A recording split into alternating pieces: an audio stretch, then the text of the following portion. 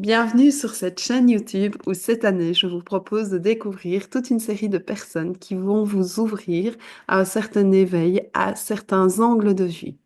Aujourd'hui, nous allons accueillir une personne qui a fait l'AMI, l'Académie de la médiumnité et de l'intuition que j'ai ouverte il y a quelques années, une personne qui a eu tout un cheminement. Il s'agit d'une accompagnante en transformation personnelle passionnée par l'éveil des consciences et le retour à soi. Après avoir travaillé pendant 30 ans dans le domaine administratif, elle a quitté un chemin qui était pour elle tout tracé pour suivre l'appel profond du plus profond de son âme.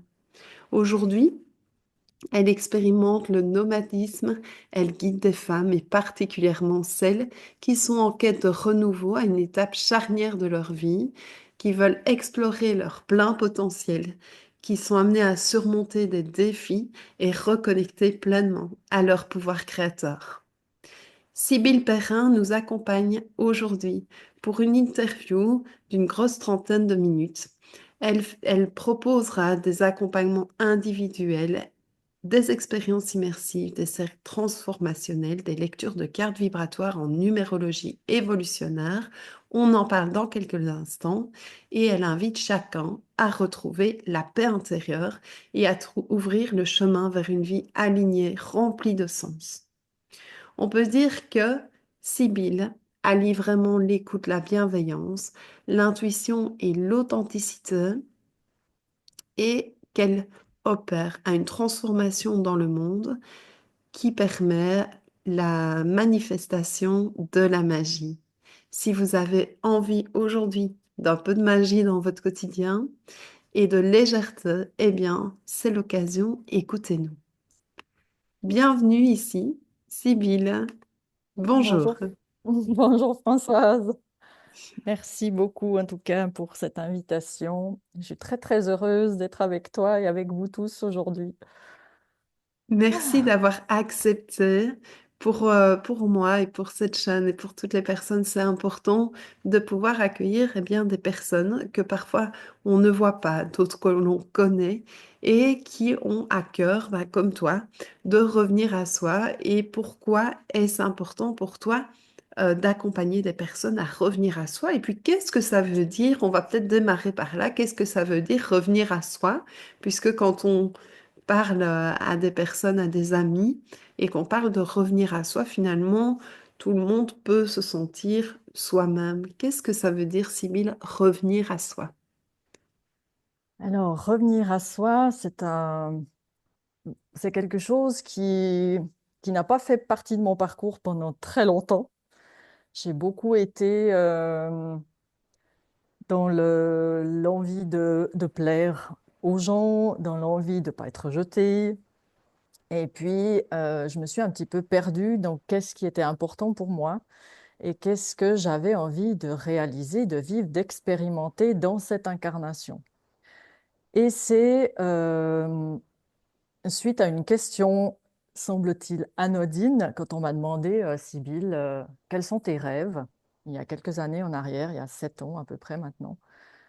Et je me suis rendu compte que je n'avais pas de réponse parce que j'étais tellement habituée à être dans un moule, en fait, finalement, dans l'administratif. J'avais un bon job de cadre, j'avais mes enfants, j'avais voilà, une bonne situation, une maison. Enfin, j'étais vraiment dans un truc très standard, on va dire, avec vraiment sur des rails. Et quand on m'a demandé, mais quels sont tes rêves? Ouais, j'aime bien voyager, quoi. Voilà, ça s'est arrêté un petit peu près à peu près à ça. Et puis ça m'a intriguée quand même de ne pas pouvoir répondre à cette simple question. Et puis j'ai vu ça c'est vraiment le début, je dirais. Et puis après, sur tout mon parcours, je me suis dit, mais qu'est-ce que j'ai envie, moi, dans cette incarnation? Le temps, il passe vite.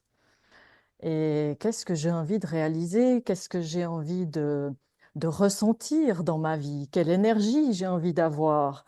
Est-ce que j'ai envie d'être là à toujours me plaindre, ce que j'ai fait beaucoup, hein, à toujours être dans quelque chose, de toute façon, j'ai pas le choix. Est-ce que j'ai envie d'être dans des énergies plutôt pessimistes, le monde va mal, je peux rien faire, etc. Qu'est-ce que j'ai envie pour moi et qu'est-ce qui m'appelle en fait? Et j'avais une petite voix à l'intérieur de moi que je n'entendais évidemment pas, parce que j'étais tout le temps dans ma tête, tout le temps dans le contrôle.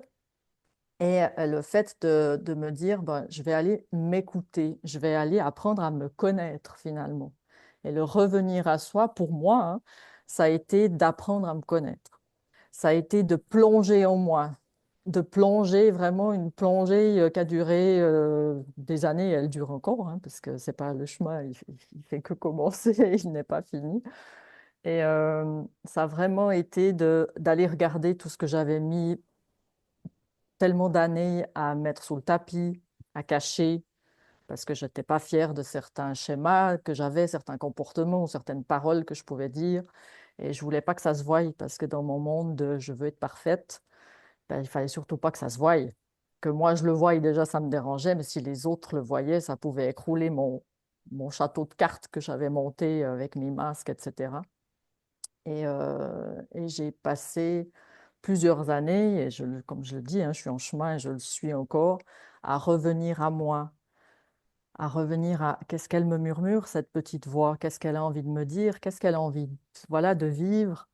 Et en fait, j'ai gentiment écouté cette voix, cet élan, c'est quelque chose, c'est comme une force, hein, invisible qui me poussait à faire des choix pas faciles, hein, certaines fois, et à quitter un job de cadre bien rémunéré, donc une sécurité financière que j'avais pour me lancer dans je ne savais pas quoi.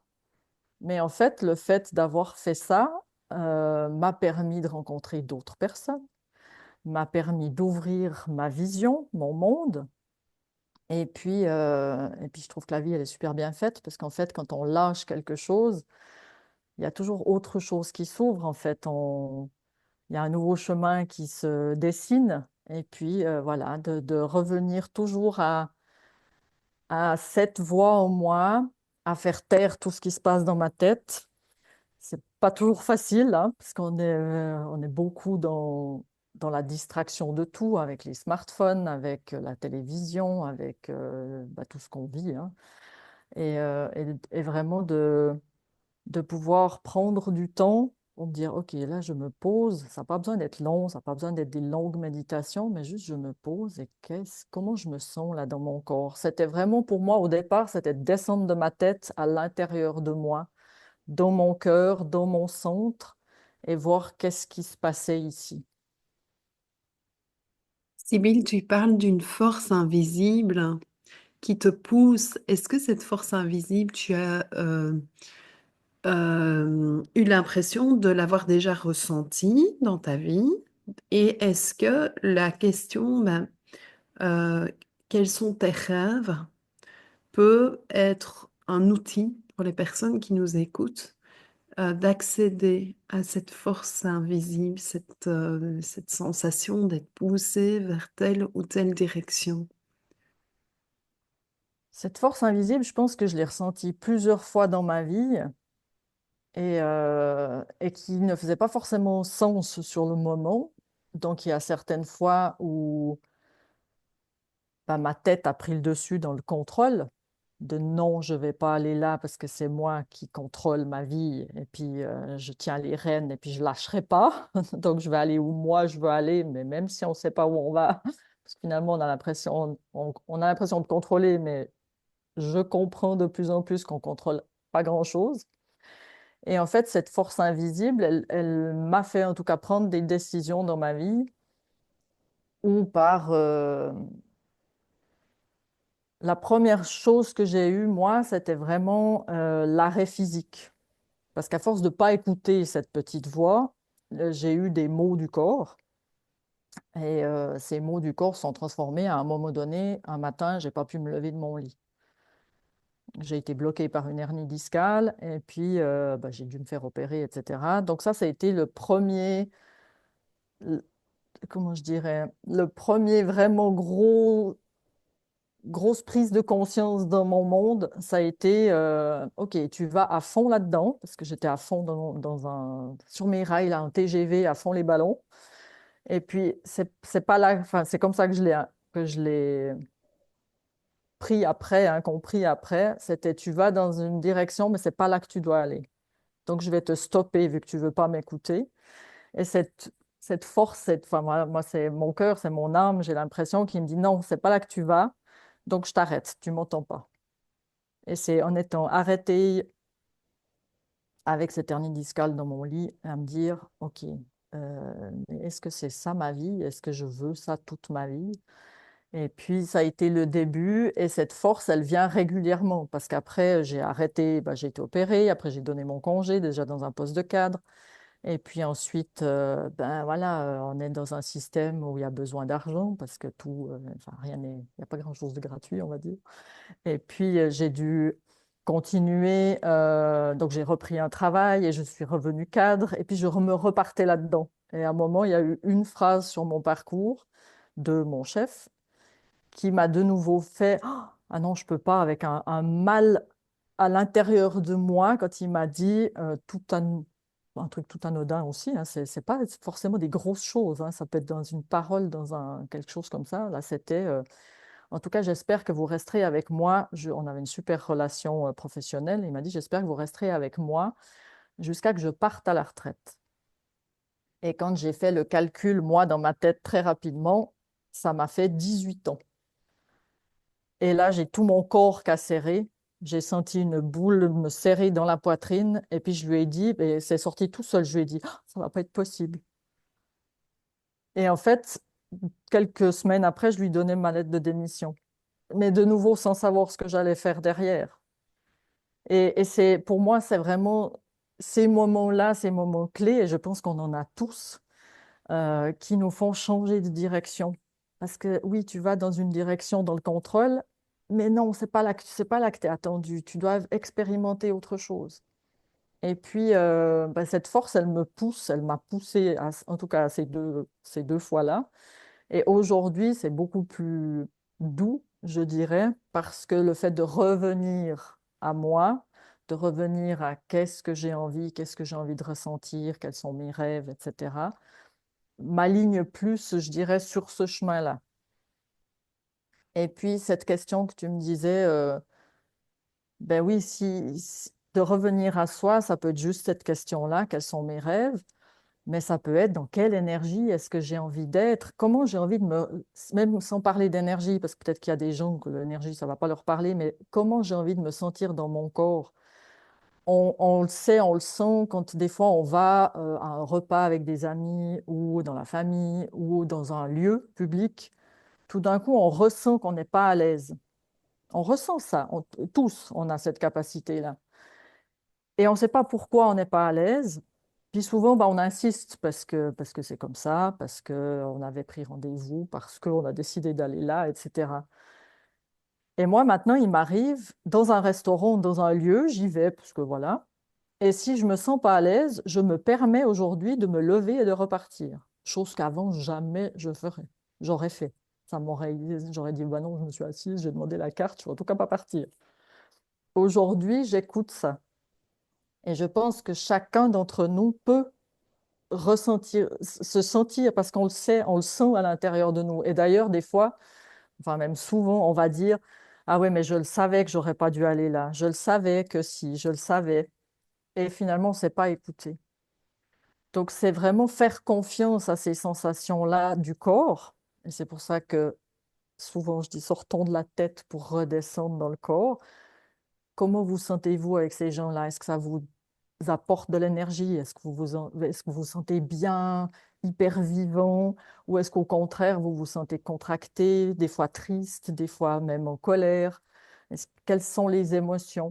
Et je pense que de revenir à ces émotions, on est des humains, donc on est des êtres émotionnels, et de revenir à nos émotions, à nos ressentis, permet de revenir à soi et de voir le chemin qui se dessine, qui est juste pour nous. Parce que quand on est dans des énergies, plutôt dans une sensation du corps qui est crispé, où on se sent drainé de notre énergie, tout d'un coup on est fatigué, on ne sait pas pourquoi, on allait super bien, on voit quelqu'un, bon, on est là comme ça, ah ben super. Puis des fois on va dire, ah ben ouais, c'est peut-être la conversation, ou bien on va dire c'est comme ça, ou on va peut-être même rien se dire du tout, quoi. Oh, j'ai juste envie d'aller sur mon canapé et puis je vais aller me mettre une série. Ça va passer. Et en fait, d'avoir cette conscience-là, ou au moins cette prise de conscience de dire, ouais, mais là, il s'est passé quelque chose, ou cette parole-là, ou ce que j'ai entendu, ce que j'ai regardé, je me sens pas bien.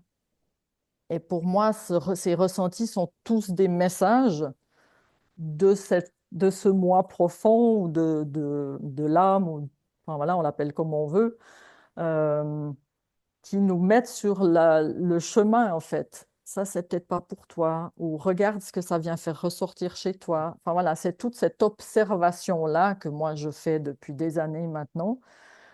Des fois, je me fous la paix, hein, parce que sinon, j'étais en perpétuelle observation de tout ce qui arrivait pendant je ne sais pas combien de temps, de mes ressentis, des émotions, etc.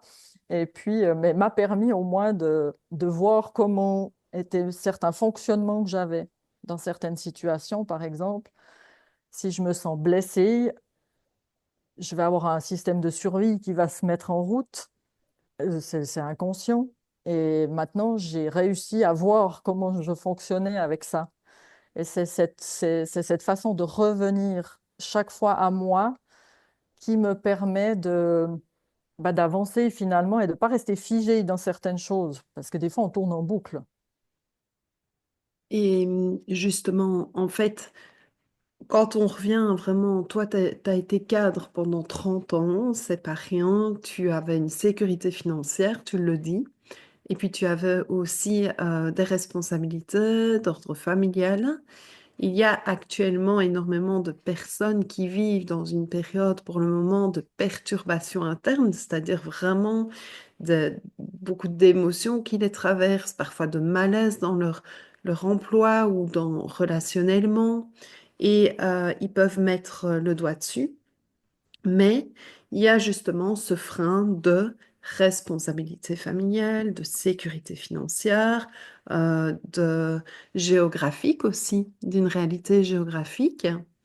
Qu'est-ce que tu as envie de donner comme outil ou de dire à ces personnes qui, qui, qui sont déjà sur le début de ce chemin de revenir à soi, et en même temps qui, de manière rationnelle, ne passe pas encore le pas comme toi tu l'as fait. Alors, je pense que un pas, un pas après l'autre. Quand on est dans des situations où il y a la peur qui vient, ce qui est normal, on a peur de plus avoir de travail, de plus avoir de salaire, de plus payer ses factures, de plus pouvoir donner à manger à ses enfants, etc. Il y a tout un système de peur qui vient quand on se projette dans quelque chose de totalement différent. Par exemple, si on a une grande vision avec un grand rêve, ben voilà, moi c'était de voyager et de devenir nomade. Ça, c'est pas fait du jour au lendemain. Si j'avais vu la vie que j'ai aujourd'hui du jour au lendemain, mais jamais j'aurais fait ça parce qu'en fait, j'aurais eu trop peur parce que j'étais pas prête. Donc, je pense que c'est vraiment de se dire, OK, qu'est-ce que j'ai envie de nouveau? Qu'est-ce que j'ai envie pour ma vie? Qu'est-ce que j'ai envie pour mes enfants? Qu'est-ce que j'ai envie? Alors, peut-être que ce sera moins dans le matériel. Moi, j'ai construit au départ une vie très matérielle où j'avais une maison, des beaux meubles, je voyageais 2, 3 semaines par année, etc. J'avais mis toute mon attention un peu sur cette protection matérielle, sur ce truc matériel, parce que ça me mettait en sécurité. Sur mon chemin, j'ai appris à me détacher. Maintenant, il me reste une dizaine de cartons et mon gros sac que je trimballe avec moi dans mes voyages. Ça n'a pas été facile et ça ne s'est pas fait du jour au lendemain. Donc, un pas après l'autre, de revenir vraiment à vous, à chacun à l'intérieur. Qu'est-ce que vous voulez pour votre vie? Qu'est-ce que vous aimeriez expérimenter? La vie, comme je le disais tout à l'heure, elle est courte, elle passe vite. Quels sont les regrets que vous n'avez vraiment pas envie d'avoir? Et on n'est pas tous, on part pas tous du même endroit et on va pas tous à la même destination, et heureusement. Donc, faites ce qui est juste pour vous, écoutez-vous. Par contre, dès que vous voyez que c'est lié à une peur, vraiment une peur, etc., allez regarder qu'est-ce qu'il y a derrière. Et puis moi, ce qui m'a aidé aussi, c'est de dire, OK, ma plus grande peur, moi, c'était de me retrouver seule. Donc, je m'accrochais aux gens avec qui j'étais, à mes conjoints, etc., parce que je voulais pas être seule.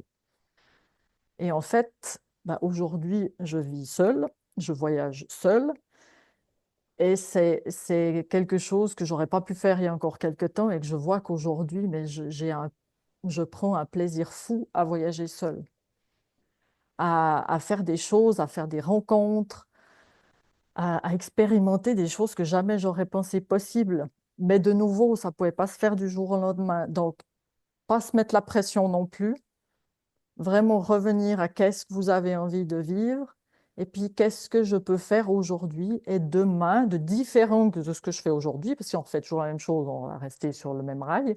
Qu'est-ce que je peux faire de différent qui m'amène sur ce chemin de ce que j'ai envie? Et peut-être que si les enfants sont encore petits et qu'il y a plein de choses qui ne sont pas possibles dans les responsabilités, OK, qu'est-ce que je peux déjà mettre en place aujourd'hui dans ma vie qui m'amène sur ce chemin de mon rêve, de ma vision, enfin voilà, de ce que j'ai envie de vivre. Et puis d'être patient.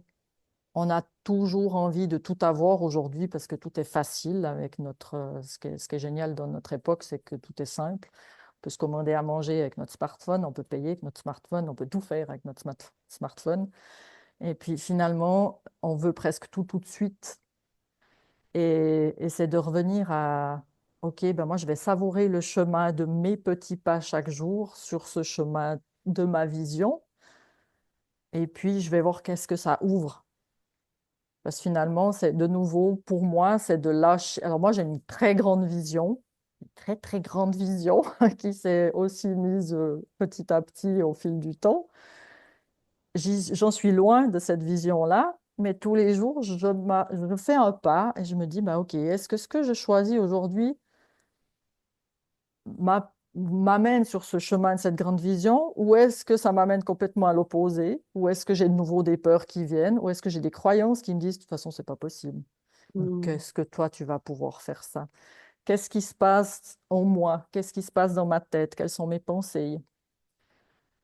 Quelles sont bah, justement mes croyances à ce sujet? Est-ce que je pense que je suis capable? Est-ce que je pense que je suis incapable? Qu'est-ce qui se passe dans ma tête? On est nos plus grands freins avec nos croyances et nos pensées. C'est nous qui nous enfermons, de mon point de vue, en tout cas, c'est nous qui nous enfermons dans nos prisons.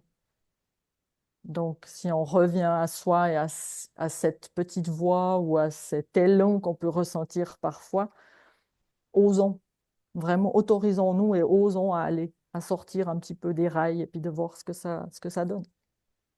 Revenir à soi, c'est donc tu en as bien parlé et tu as dit ben voilà, il ne faut pas avoir de regrets. Est-ce que revenir à soi permet de ne pas avoir de regrets? Toi, Sybille, on peut dire que tu es une femme qui n'a pas de regrets par rapport à ce que tu as vécu. Bah, aujourd'hui, dans ma vision, je pense que tout ce qu'on vit, c'est juste sur notre chemin d'évolution. On est tous en évolution, donc qu'on vive des choses, on vit tous des choses difficiles, on vit tous des deuils, on vit tous des moments de pleine grâce, de joie, de magie, et puis tout d'un coup, on a l'impression d'être sur un super truc, puis et puis il y a de nouveau un obstacle, il y a de nouveau un truc. Ah, bah mince, ça n'a pas duré très longtemps, puis oh, pouh.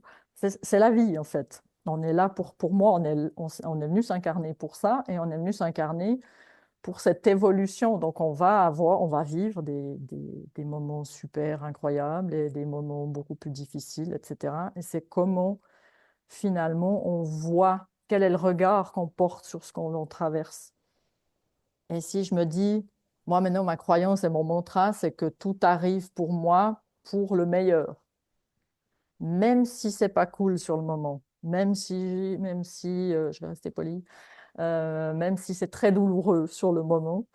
Euh, Ben oui, ça m'aide en tout cas dans les moments difficiles, ça m'aide de me dire, OK, tu es en train de traverser quelque chose de difficile, mais va chercher les ressources en toi, parce que tu as la capacité déjà de changer de regard. Qu'est-ce que je choisis de nouveau? Est-ce que je me laisse complètement aller et puis en tant que victime à me dire je suis une pauvre petite fille, c'est trop injuste et puis je fais ma Calimero. Moi, ça m'arrive souvent, hein. C'est un de mes personnages, Calimero, il est à fond chez moi de temps en temps. Donc, je le laisse s'exprimer. Et puis après, je dis, bon, OK, est-ce qu'on va faire Calimero combien de temps? On fait Calimero 2 minutes, on fait Calimero 20 minutes, 2 heures, 10 jours, 3 semaines, 2 mois, où on dit, bon, ok, on laisse passer tout ça, on pleure un bon coup, et puis dans 10 minutes, on arrête et on passe sur autre chose. Et ça, c'est un choix qu'on a tous, c'est cette puissance, ce pouvoir créateur que l'on a tous en soi. Et ça, Justement, le pouvoir créateur, j'aimerais bien que tu puisses en parler, prendre le temps pour ça, parce que tu as dans ton accompagnement un point important, c'est d'incarner sa puissance créatrice. Alors, qu'est-ce que ça veut dire, sa puissance créatrice? Ici, tu nous donnes un exemple par rapport aux émotions. Est-ce que tu peux parler ici de la notion de puissance créatrice? Comment tu, tu le vois? Et puis ensuite, comment tu proposes aux gens de les accompagner dans cette puissance? Et qu'est-ce que ça apporte au monde aussi, en fait, dans cette période, à soi et au monde? alors, Une chose à la fois. oui, J'ai posé beaucoup de questions, je Sybille. vais essayer de me Donc, rappeler. oui, donc en fait, qu'est-ce que signifie incarner sa puissance créatrice? Qu'est-ce que ça Alors, signifie? alors pour moi, en tout cas, dans ce que j'ai pu expérimenter, moi j'adore expérimenter parce que je pense que tout passe par l'expérience. On Mhm. est de nouveau sur Terre pour expérimenter des choses, des situations, etc. Et la puissance créatrice, ou ce pouvoir créateur que l'on a tous, selon moi, c'est vraiment de voir où est-ce qu'on porte notre attention. Qu'est-ce qu'on va nourrir? Est-ce que je nourris la plainte? Est-ce que je nourris le côté, ben voilà, la vie, elle est trop injuste, la vie, elle est comme ça, j'ai pas le choix. Est-ce que je nourris ça? Est-ce que je porte mon attention plutôt sur des choses, je vais dire, négatives? Ou est-ce que je me dis, OK, de toute façon, je peux pas changer ce qui se passe. Par contre, je peux changer de nouveau le regard, je peux changer mes lunettes et je peux changer le regard que j'ai sur ce qui se passe ou ce que je vis. Donc, de nouveau, j'ai le pouvoir de choisir autre chose. J'ai le pouvoir de mettre mon attention sur qu'est-ce que j'ai envie de voir grandir. Et ça se fait de nouveau pas du jour au lendemain. Et, euh, et c'est de nouveau de prendre conscience de nos pensées, de prendre conscience sur quoi on met notre focus tous les jours. L'autre jour, j'étais en discussion avec un ami, je l'ai eu une vingtaine de minutes. Je pense que pendant ces 20 minutes, il a dû me dire 30 fois c'est compliqué. Et, et au bout d'un moment, je lui dis, mais je comprends que ta vie soit compliquée. Mais vraiment, je comprends parce que tu es tellement certain que tout est compliqué, que ce soit personnel ou professionnel, que finalement, c'est une question après pour moi de vibration. Et dans cette vibration-là, avec un retour de ce que l'univers va nous renvoyer, si on pense qu'on est sur une fréquence, on va nous renvoyer la fréquence que l'on émet. Donc, si on pense que tout est compliqué, on va recevoir des choses compliquées et on va voir les choses compliquées. Et en plus, on va nous donner raison. Si je trouve que c'est compliqué, on va me donner raison. Si je trouve que la vie est splendide et magique, on va me donner raison. Donc, sur quoi je vais? Et c'est ça pour moi, ce pouvoir créateur que l'on a tous, c'est vraiment de se dire, OK, là, c'est pas cool dans ma vie, c'est pas cool dans le monde, peut-être qu'il y a plein de choses que vous traversez qui sont difficiles, mais est-ce que je m'arrête? Est-ce que je porte toute mon attention sur ce qui est difficile dans ma vie ou est-ce que je vais mettre mon focus sur les peut-être trois petits bonheurs, quatre, cinq, six petits bonheurs de ma journée? Il a fait beau aujourd'hui. Puis c'est des choses toutes simples. On cherche souvent le compliqué, mais c'est dans la simplicité aussi qu'on revient à soi et que ce pouvoir, pour moi en tout cas, ce pouvoir, il est là dans les choses simples. Donc ça peut vraiment être, je me réveille ce matin, je suis en forme, j'ai pas de douleur particulière, il y a du soleil, ça peut être vraiment, j'ai vu mes petits-enfants, j'ai vu mes enfants, ça peut être des choses toutes simples. Et puis de se dire, eh ben voilà, je peux aller marcher, je peux aller, si j'ai envie d'aller courir, je peux aller courir. Enfin, regardez ce qui vous parle à vous. Et puis, euh, et puis de se dire, bah voilà, je mets mon focus sur ce qui me fait du bien. Je mets mon focus sur ce qui me nourrit, ce qui m'apporte de l'énergie. Et c'est ça pour moi, ce pouvoir créateur, c'est que plus on va aller sur ce qui nous fait du bien et ce qui nous porte et ce qu'on nourrit, plus ça va fleurir, plus ça va grandir. Si je mets de l'eau à une fleur, à un arbre, enfin, peu importe, je mets une graine, si je l'arrose et que je lui dis, ah, je me réjouis de voir qu'est-ce que tu vas donner dans quelques semaines ou dans quelques mois, et que je vais lui parler comme ça va grandir. Si je plante une graine, puis que je vais la regarder, puis je fais, ah, mais toi, de toute façon, tu donnes rien, tu n'es encore pas poussé, ah, mais tu vas pas assez vite, etc., mais il va rien se passer. Donc, où est-ce qu'on met notre focus? Enfin, voilà, pour moi, c'est ça notre pouvoir créateur. Et tu parles justement du pouvoir créateur dans ce qui nous nourrit, dans la simplicité derrière toi. Il y a ce beau désert à la fois merveilleux, d'une beauté incroyable et d'une simplicité. Pourquoi as-tu choisi ce décor, Sibylle? J'ai choisi ce décor. J'ai été appelée par le désert. J'y suis allée une première fois en 2023, en début février 2023, au Maroc.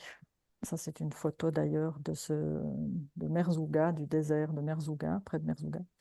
Et puis bah, j'ai trouvé ça beau. Enfin voilà, j'ai trouvé ça beau, j'ai trouvé ça bien. Et puis voilà. Et puis, dans les outils que je fais pour moi-même. J'ai le breathwork que j'adore. Et puis, suite à une séance de breathwork, où parfois je pars voilà, dans des visions, dans des choses, etc., j'entends et je vois une image de désert. Et j'entends va dans le désert. Et puis je me dis, bon, la première réaction, je me dis, ouais, bah, c'est bon, je suis déjà allée. Puis après, je me dis, ok, le désert, bon, très bien. Je laisse ouvert, mais je ne savais pas quoi faire. Qu'est-ce que je dois aller dans le désert, mais faire quoi? J'avais pas les infos, j'avais juste va dans le désert et c'est tout. Je me suis dit, ok, bah, je peux aller me promener, je peux aller faire un voyage, enfin voilà, mais qu'est-ce qui se passe? Puis j'ai laissé ouvert.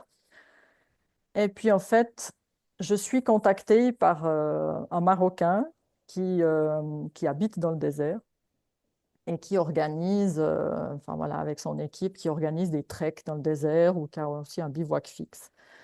Et puis, il me prend contact avec moi, puis là, je me dis, ah, ok, ça c'est la deuxième pièce du puzzle. Il y a le désert, et maintenant j'ai un contact dans le désert. Et en fait, ça s'est construit un petit peu comme ça. Et puis, à un moment donné, j'ai dit, ben, je vais partir au Maroc. Donc là, ça va faire 2 mois que je suis au Maroc. Et puis, je vais aller faire du repérage. Je vais aller voir ce désert. Je vais aller ressentir qu'est-ce qui m'appelle dans ce désert. Et puis, il y a un nouveau souffle qui est arrivé, une expérience immersive que je propose du 15 au 22 mars dans le désert près de Mahamid. Et puis, je vais allier dans Moi, j'aime la nature, c'est quelque chose qui, depuis toujours, je suis bien dans la nature. Et le désert m'a amené, là, j'y ai passé plusieurs fois, je suis allée 3 fois dans ce désert-là. Et je me suis dit, waouh, il y a quelque chose qui est indescriptible avec les mots. Je pense qu'il faut le vivre.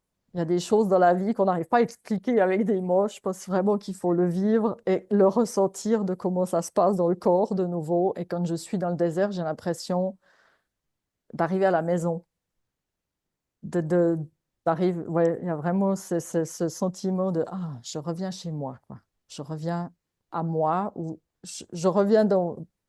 Je sais pas si c'est le désert qui fait ça. Enfin, il y a vraiment quelque chose qui se passe là. Et puis, voilà, j'invite vraiment des personnes à reconnecter à soi, à revenir à soi et justement d'incarner cette puissance créatrice pendant 7 jours dans le désert. Et puis, ça va allier la nature, la marche, parce que j'adore le mouvement et pour moi, c'est un outil incroyable que le mouvement, de se mettre en mouvement, ne serait-ce que par marcher, par danser, par faire, peu importe, mais d'être dans le mouvement. On libère le corps aussi, on libère les blocages par le mouvement et, euh, et d'allier voilà, ces moments d'introspection, ces moments vraiment pour prendre le temps loin des distractions. On est tout le temps distrait, on se laisse tout le temps distraire. Je suis la première, hein, c'est pas du tout un jugement parce que le téléphone est très très distractif et très addictif aussi. Et là, ce sera vraiment, non, il n'y a plus de On pose les téléphones et vraiment on va profiter du silence, parfois du désert qui est incroyable, et, euh, et revenir à qu'est-ce qui se passe et d'entendre cette petite voix, parce que dans le désert, cette voix, je l'entends à nouveau, loin des distractions, et elle est beaucoup plus audible, je dirais, quand je suis dans des moments de calme. Alors, je peux le faire partout, il n'y a pas besoin d'être dans le désert, mais c'est vrai que le désert m'apporte ça quasiment instantanément, je dirais. Le fait d'y être, il y a quelque chose qui se passe qui est juste incroyable. Et donc, on sent, Sybille, que tu as envie de partager cette expérience aux personnes que tu accompagnes aussi dans le désert et au voyage que tu proposes. Et de manière pratico-pratique, est-ce que c'est un voyage qui est ouvert à tout le monde ou particulièrement aux hommes, aux femmes ou plus à des personnes qui sont assez sportives? Qu'est-ce que tu proposes Alors moi, c'est vraiment, j'ai l'envie d'accompagner des femmes qui sont peut-être dans un âge, moi j'ai 52 ans, dans un âge où elles sont peut-être, bah voilà, les enfants ont grandi, sont peut-être partis de la maison, il y a peut-être un espèce de vide qui s'installe ou une envie de faire autre chose, mais on ne sait pas quoi, puis on reste peut-être dans des schémas de nouveau qu'on a toujours connus, et puis qu'on n'ose pas trop sortir de ces schémas-là. Donc moi, j'ai envie de m'adresser à ces femmes-là, de les accompagner, de qu'elles reviennent à ce qu'elles ont envie de faire pour les dizaines d'années qui est normalement plus ou moins qui restent à vivre, et puis de se dire, OK, j'ai beaucoup donné à ma famille, j'ai beaucoup donné à mon conjoint, à mes enfants, à mon travail, et aujourd'hui, j'ai envie de prendre soin de moi et de savoir qu'est-ce que j'ai envie de vivre pour la suite de cette vie. Donc c'est vraiment un petit peu une pause, un arrêt sur image pour écouter la voix de son âme et pouvoir poursuivre sa vie sur le chemin de son âme, Sibylle.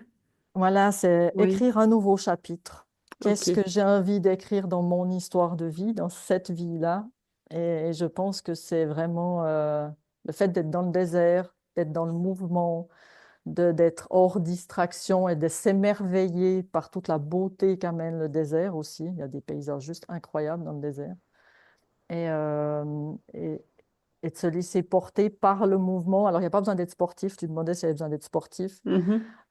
Oui, on va marcher à peu près 4 heures par jour, mais ça va être une marche lente, ça va être une marche consciente. Le but, c'est vraiment de revenir à soi, à ses sensations, à ses envies, à voir tout ce qui se passe. Il y aura plein d'exercices, il y aura plein de choses qui vont permettre justement cette introspection et d'écrire ce nouveau chapitre de vie. Sibylle, des pratiques, tu en connais, tu vas les partager. Et ici, aujourd'hui, eh bien, c'est une proposition merveilleuse que tu fais parce que toute proposition qui provient comme ça d'une inspiration de ton âme, va suggérer aussi aux personnes qui vont venir d'être vraiment dans l'écoute de leur propre âme. Et c'est vrai que le fait que ce soit soutenu par cette inspiration dont tu as parlé, c'est quelque chose de très fort. C'est pas quelque chose de mentalisé, c'est quelque chose, c'est une vision que tu as eue, c'est vraiment un appel là derrière. Donc si vous-même avez cet appel de vous dire, bah, en fait, j'écoute cette vidéo, je sens bien qu'il y a quelque chose à vivre avec Sibylle. Ben, n'hésitez pas, allez voir tous ces liens. Je vais les mettre ici en dessous de la vidéo avec sa biographie. Et merci à vous tous. Sibylle, est-ce que tu as encore quelque chose à rajouter? Quelque chose que tu aimerais partager aujourd'hui pour tous les auditeurs qui nous écoutent? La dernière chose que j'aimerais vous partager, c'est ayez confiance. Vraiment, ayez confiance en vos capacités, en vos choix, et ayez confiance aussi en quelque chose de beaucoup plus grand que vous. Lâchez-vous, laissez-vous porter aussi par ce plus grand que vous, parce tout est là pour vous sur votre chemin d'évolution. Toujours pour vous, pour le meilleur pour vous. Merci Sibylle, en espérant que ça aura pu et que ça va se poursuivre dans votre cheminement, ces mots, ces phrases, les vibrations que Sibylle nous a partagées aujourd'hui. Je vous souhaite une toute belle journée, un beau mois de janvier. Et tu souhaites quelque chose pour 2025, Sybille? Il y a quelque chose qui te vient? Ben, vraiment de revenir à vous, à vos rêves, à vos envies et de créer cette vie. Vous avez le pouvoir de le faire, donc 2025 est là pour ça. Vraiment, je vous souhaite le meilleur. Revenir à soi et incarner sa puissance créatrice, n'hésitez pas, s'il vous plaît, à partager cette vidéo, à la partager à toute personne auquel vous pensez. Et je vous dis à très très vite. Merci pour votre écoute et on se retrouve très bientôt. Au revoir à tous. Merci Au Sybille. revoir. Merci à toi, Françoise. Merci.